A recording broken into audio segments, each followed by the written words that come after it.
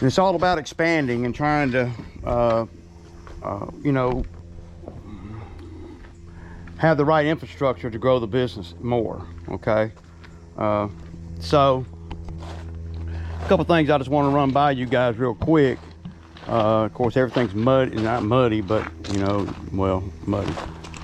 So, you guys know I had a 20-foot by 40-foot slab poured right there, okay?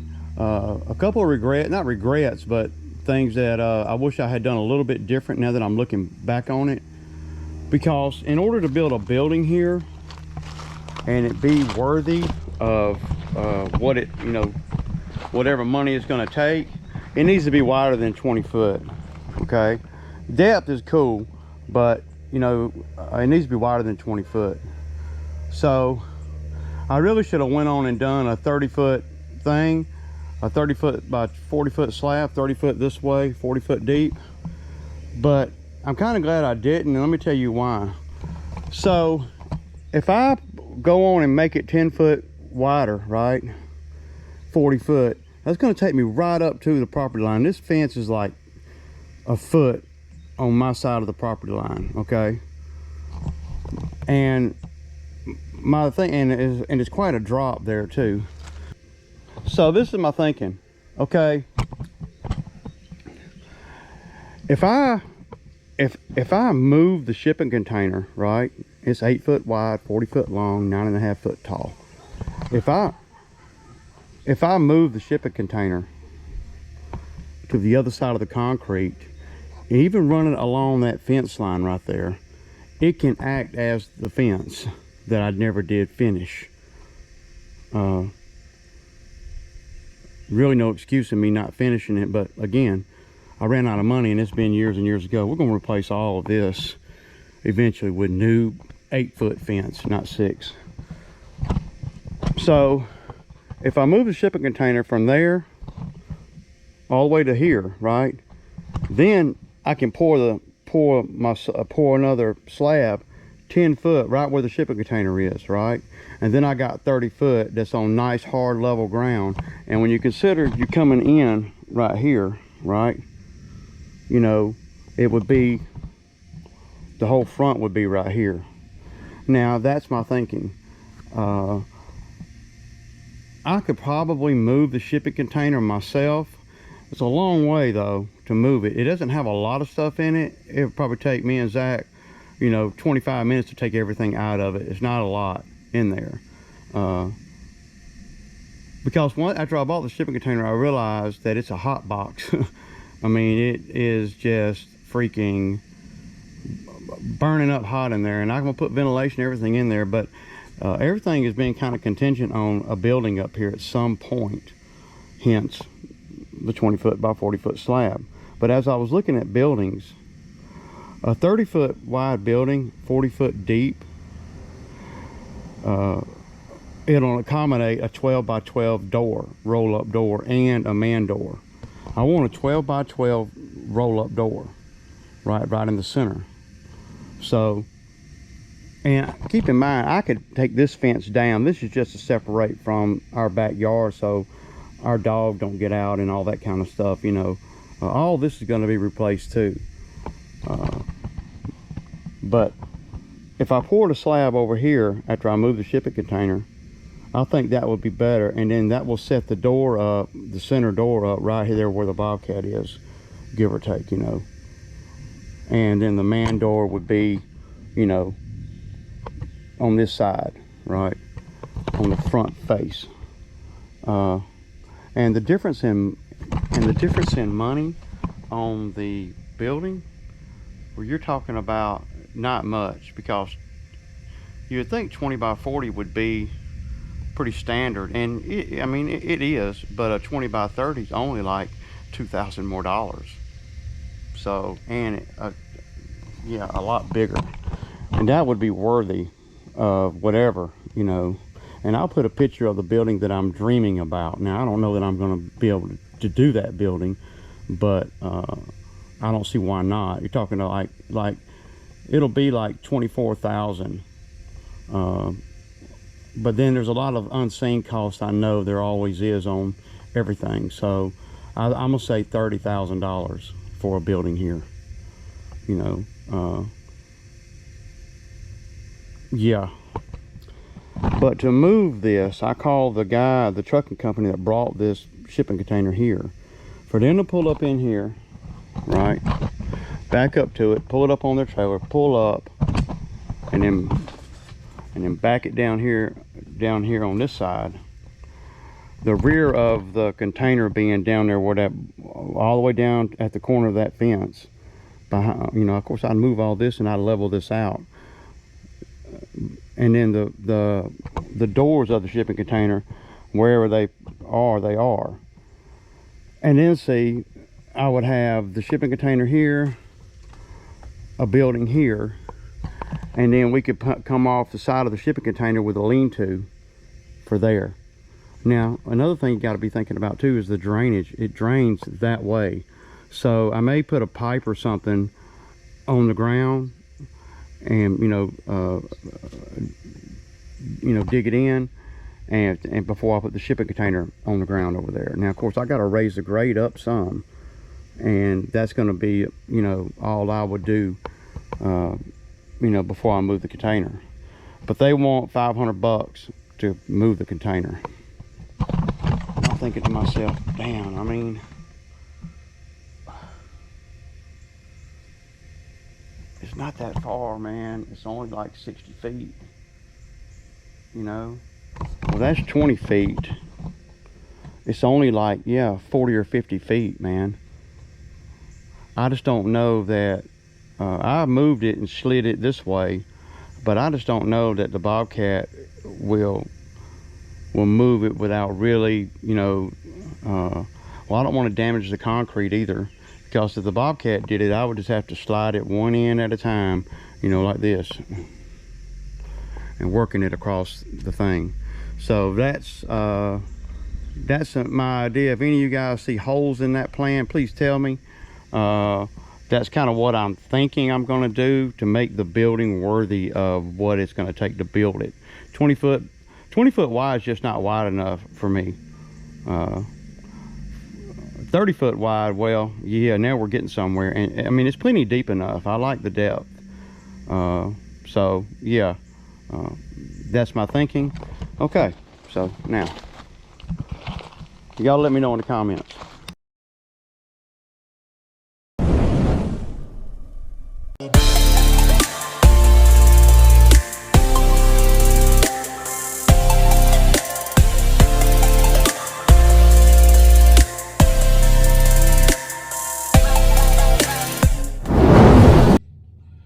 Okay, y'all, good morning. Friday morning, and it's about 9 o'clock, and y'all see it looks like it's going to be a very pretty day. We're not working today because it rained all day yesterday, and well, I moved everything to Saturday, so we'll be working the weekend. So we took Thursday and Friday off instead of Saturday and Sunday. No biggie, but yeah, y'all. So, a couple things I got going on this morning. So, I guess, you know, the video I did yesterday about the, you know, going out of the lawn care game, I was saying what I would do, you know, that I wouldn't do that, you know, if I'm knee deep in the lawn care game and then I'm going to jump out of the lawn care game to do heavier labor stuff without equipment. That's the biggest thing. I wasn't trying to get in nobody's business or nothing. I was just stating, you know, when people come on YouTube and they say things, they open themselves up to, well, to somebody saying, well, you know, that sounds good in theory talking about it, but really logistically, it didn't sound good to me. And it's okay. I mean, I wasn't nasty about nothing or anything like that. I was, you know, I wasn't in nobody's business no more than they put their business out there. I mean, I don't understand.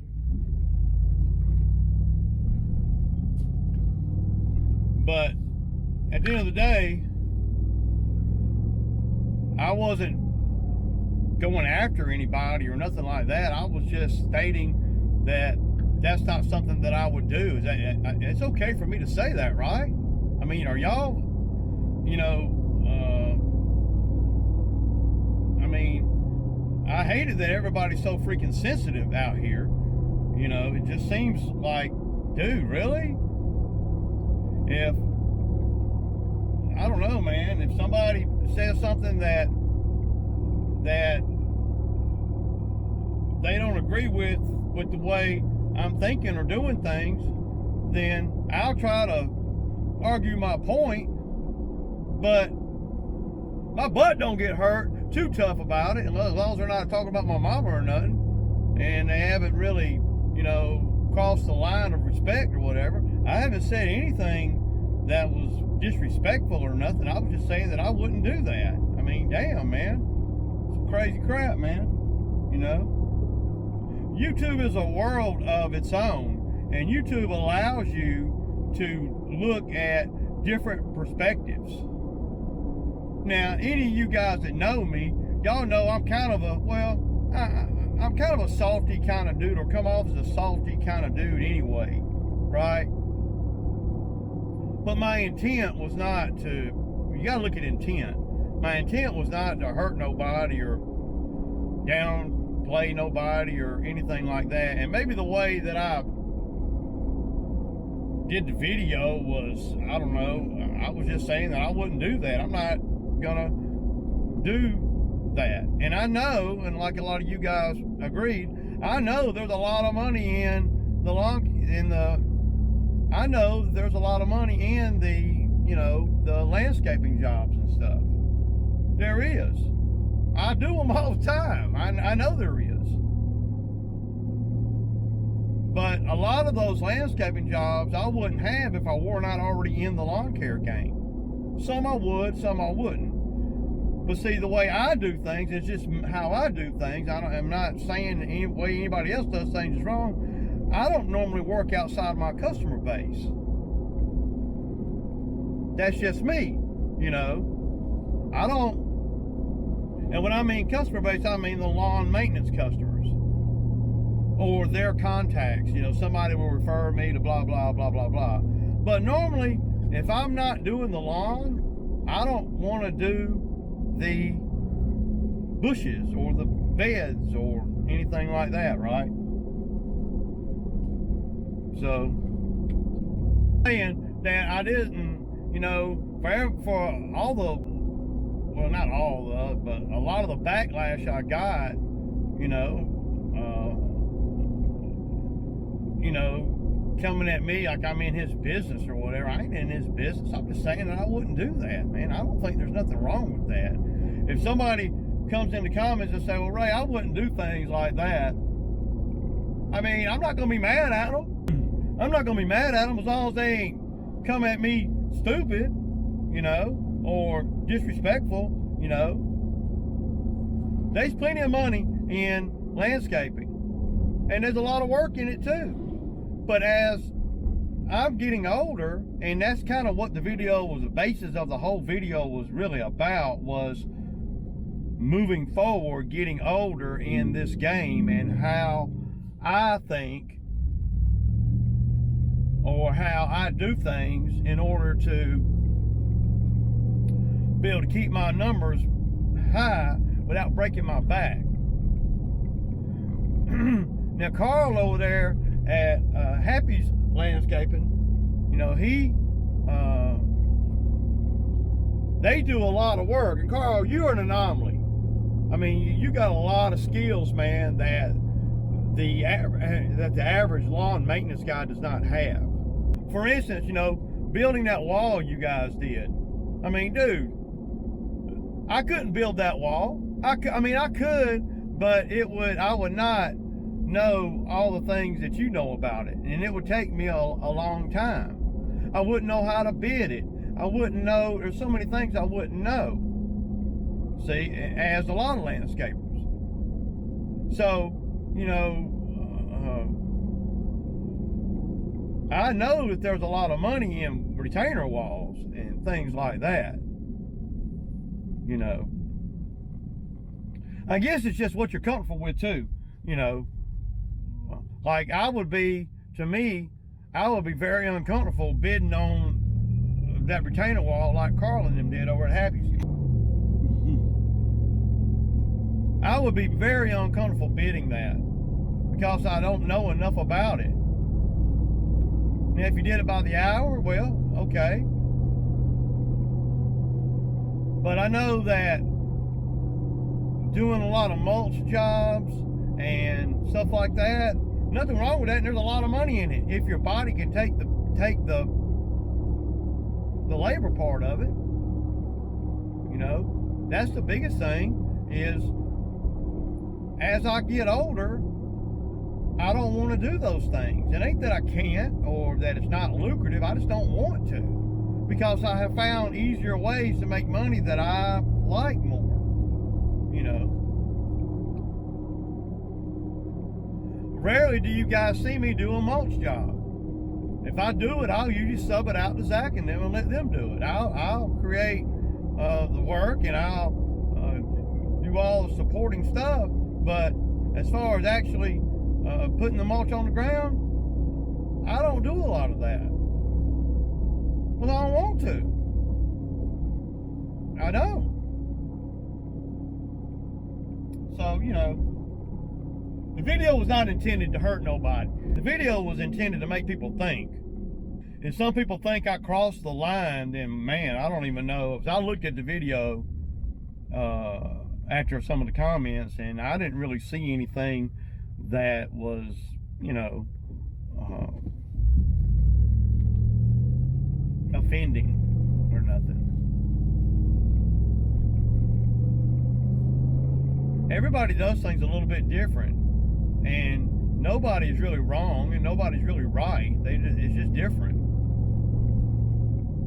I just know that I'm not going to go out of the lawn care game until I have a firm plan of action in place that does not require more labor than the lawn care. And I know for a fact that doing mulch and trimming big hedges and doing landscaping jobs requires more labor. If you don't have any equipment or skid steer or things that'll make things easier.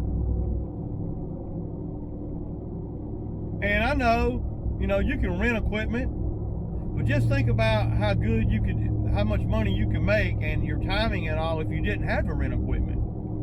See, I don't do jobs that require rental of equipment. Am I missing out on work? Well, maybe I am. But see, I don't want to do that because if I make $12,000 on a job and I incorporated the rental into the job, just think if I could own the equipment, then I get to keep all that rental money. Of course, you got to pay for the equipment, but I get to keep all that rental money. But more important than that, that's pretty important, but more important than that is I'm in control of the exact timing of everything. If I rent a piece of equipment for a week and it rains 3 days, you know, and I got to run back and forth to the rental place to get the equipment. All that is covered in my bid if I bid on that, but it's not the most efficient way to do things if you ask me. That's why you don't see me rent equipment very often. And a lot of it has to do with where you're at in your life, right? Like I know Carl and them over there, I know they do good work. I watch them. I'm a big fan of Happy's over there. I mean, I really am. And I think they know that, you know. I watch all their videos. I might not comment on all of them, but I do. But if something sparks my interest, I'll comment. And, you know, he always comments back. And, you know, I like to think that that we have a mutual respect for each other and how, you know, we do things. And though he did that wall job, right? I could have never been comfortable doing that wall job that he did. There ain't no way. Because why? Because I don't have the skills for that. And I could think of a couple of reasons why I would be weary of that project. You know, just from the outside looking in. Now, if I know the customer, that can, and the customer's, you know, mentality is conducive to me, then, you know, then that's different. That makes it a little bit more appealing. But the number one thing I saw, and, you know, as I'm looking at watching Carl and them do a Mac Daddy job over there, him and his wife, y'all defy all odds, man. I'm for real.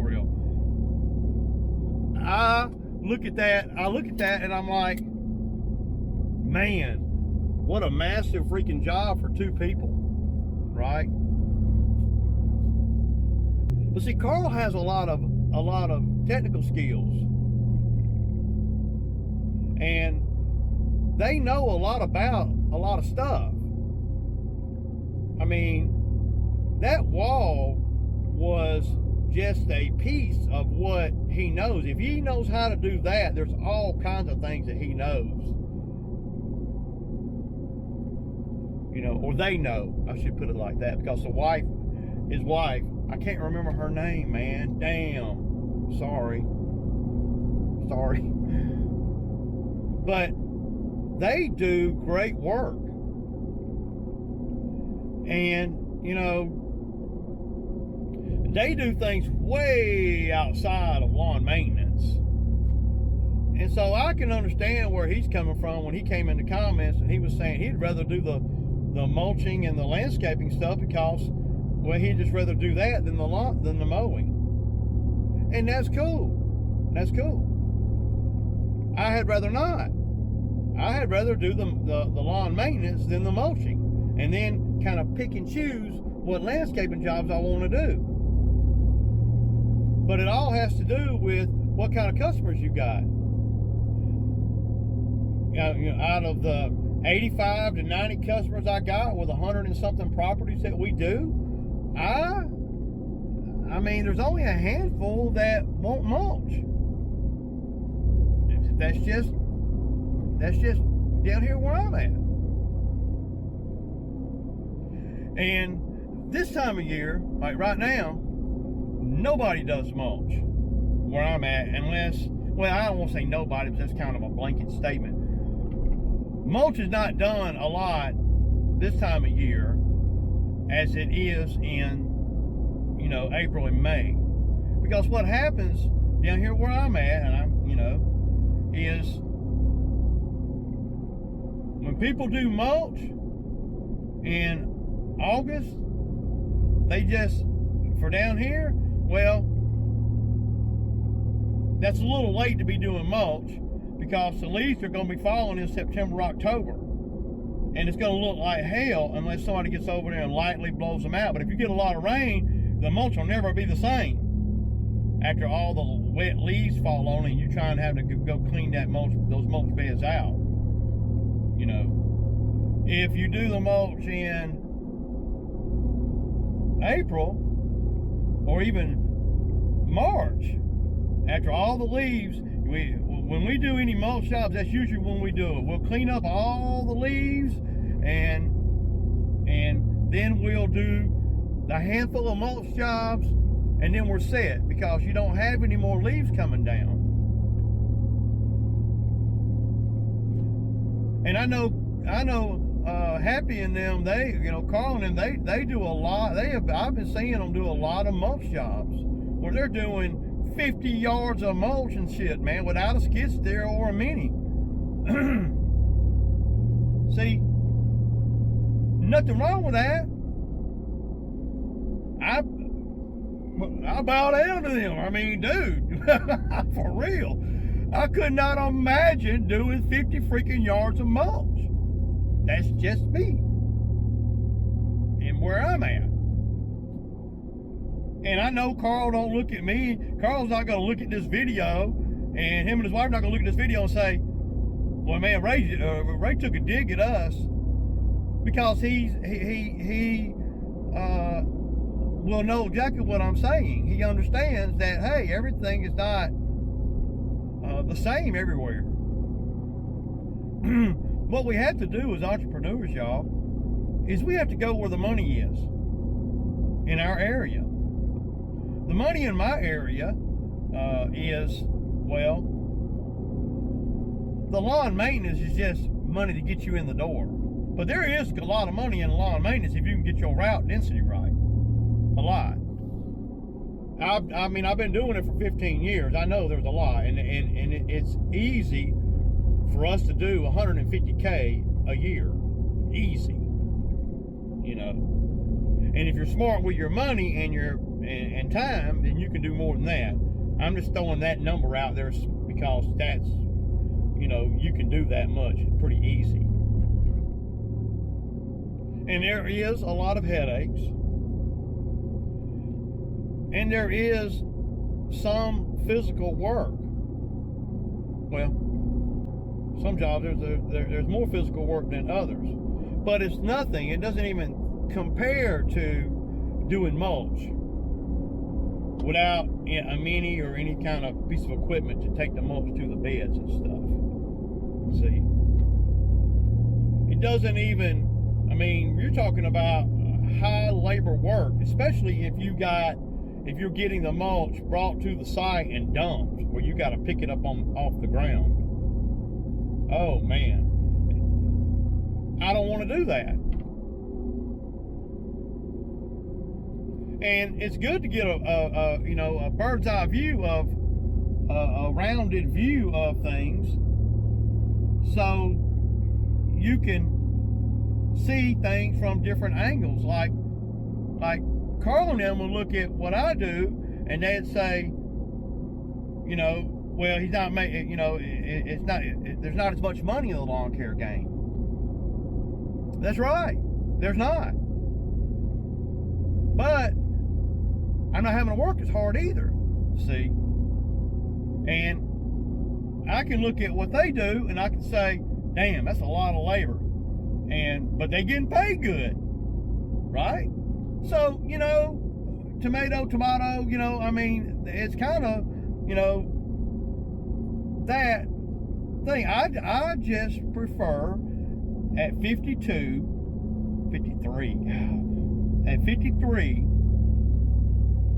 to get away from the heavy labor work. That's all. And if y'all look at my videos from 2000 and, you know, well, some of the videos I put up about the history of Ray Ray, if y'all look at some of the videos that I put up showing some of the things I used to get into, y'all will see how the business has evolved. And it's evolved in a way to where I've learned that this is what I'm comfortable doing. And this is what I don't want to do. Now, I've had to do crazy labor work in my time out here, where and nothing on the scale of 50 yards of mulch. I've never had a 50-yard mulch job, never. And I've never done a retaining wall because I'm not comfortable doing that. See? You know, that's just, you know, and it's okay. And I love to watch Happy's Landscaping Lawn Care. I love to watch those guys because they do a lot of good work, and they do a lot of you know, things outside of just on a mower, you know. But when I'm on a mower,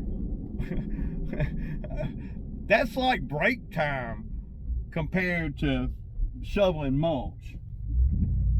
And I'm not on a stand-on mower either. I'm sitting down. Maybe that's made me kind of soft. I don't know.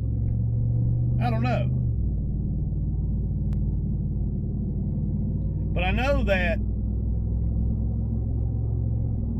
I don't want to do labor work, and I've known that since I was about I don't know, I guess I was about Randall's age, you know, over at Elite.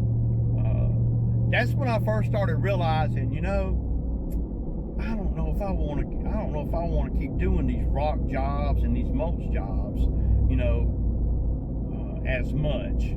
I want to be able to pick and choose. I have structured the business and evolved the business in a way to where I can do high volume mowing with minimal detail to make money. And when I look at that, I'm like, okay, I can go over here and do these 5 lawns over here and make $500 and sit on a machine.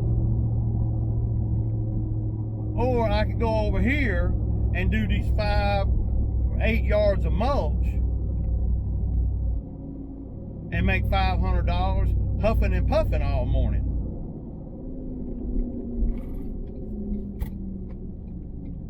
That's where I'm at. And some people will come at me in this video and say I'm taking a dig at Carl, but Carl, you know I'm not. You know what I'm saying.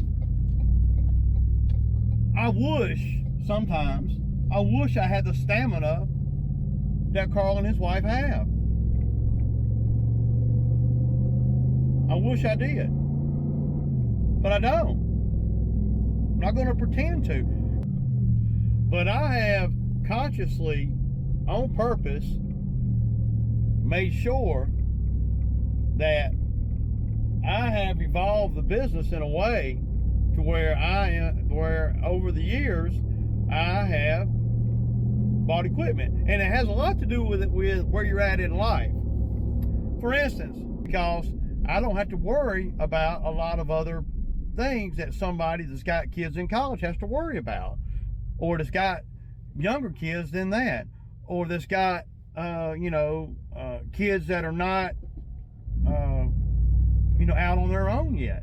I'm in a different place than a lot of guys on YouTube. You know, a lot of these guys on YouTube, they're in the midst of doing all that, so they can't spend money and roll the dice like I can, because they can't afford to take a hit. Nobody wants to take a hit, but people can't afford to take a hit when they got, little kids or kids in college and stuff like that, man.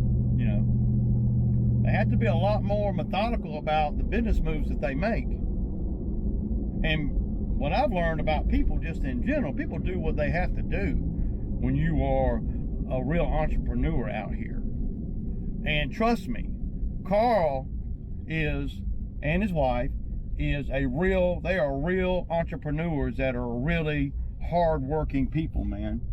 And I got nothing but respect for those guys. Nothing but respect. Mucho respect, man.